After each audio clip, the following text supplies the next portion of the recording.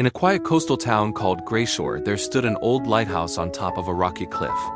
The lighthouse looked lonely, with white paint peeling from its walls and windows that shook in the wind. For many years, a man named Elias had lived there. He was the lighthouse keeper, the only person responsible for keeping the ship safe at night by lighting the tower's bright lamp. Elias was a calm and serious man. Every evening, he climbed the spiral stairs to the top of the lighthouse and lit the giant lamp. The strong beam of light swept across the sea like a guardian, warning sailors of the dangerous rocks near the shore. Elias did his job faithfully and never missed a night. There was one person who often visited him, his nephew, Leo. Leo was 16, curious, impatient, and always dreaming of adventures far away from Grayshore. He admired his uncle but believed the job was too simple. One breezy afternoon, Leo sat on a rock near the lighthouse, watching the huge waves crash and explode like white fireworks. Elias came outside with 2 cups of hot tea. "Uncle," Leo said suddenly, "why do you stay here alone? Isn't this job boring? Ships rarely come near the rocks anymore." Elias looked at the sea with calm eyes. "The sea is unpredictable, Leo. Even one forgotten night could lead to disaster. Responsibility doesn't disappear just because danger is invisible." Leo didn't really understand. To him, the world was changing. Technology and modern maps guided ships now. He believed the lighthouse was just an old tradition. That night, Elias had to go to the town to meet the harbor master.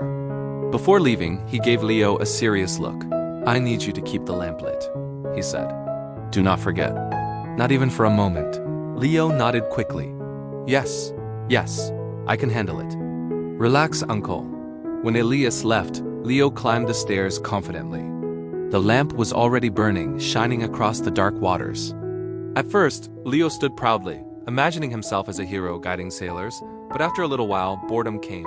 The sea was calm. No ships in sight. The room was warm, and the light hummed softly. Leo looked at his phone, played a game, and soon felt his eyelids growing heavy. He thought, "Nothing will happen if I rest just a little." He sat in a chair, still holding his phone, and closed his eyes, just for a moment. The moment turned into minutes. The minutes turned into sleep. The lamp flame flickered. The wind changed direction, blowing strongly through a small open window. Slowly the flame weakened and went out. The lighthouse was dark. Far out in the sea, a fishing boat named the Silver Gull was returning home. The 2 fishermen aboard were tired and trusted the lighthouse to guide them safely. But tonight, the sea looked unfamiliar. They couldn't see the warning light. "We should be close to Grayshore," the captain said nervously. "Where's the lighthouse?" Waves lifted the boat higher. A hidden rock waited beneath the surface. Suddenly, thud. The hull of the boat hit the rock. The captain shouted. Cold seawater rushed in. The boat was stuck. Meanwhile, Leo woke up to thunder and the sound of distant yelling. His heart dropped when he saw the lamp was dark. No. He ran to light it again, but his hands were shaking. After a few failed tries, the lamp finally glowed bright. Elias returned moments later and saw Leo's terrified face. "What happened?" he demanded. Before Leo could answer, the door burst open. 2 wet and angry fishermen stood there, furious and exhausted. "We nearly died because your lighthouse went dark," one shouted. "We trusted you." Leo shrank under their furious eyes. Elias apologized and helped the fishermen dry off and call for repair boats. When they left, he turned to Leo, disappointment written all over his face. Leo tried to explain. "Uncle, I just closed my eyes for a second. Nothing ever happens here." "I didn't think." "That is exactly the problem," Elias interrupted sharply. "You didn't think. A responsible person prepares for danger even when it seems unlikely." Leo's throat felt tight. "I didn't mean for anyone to get hurt.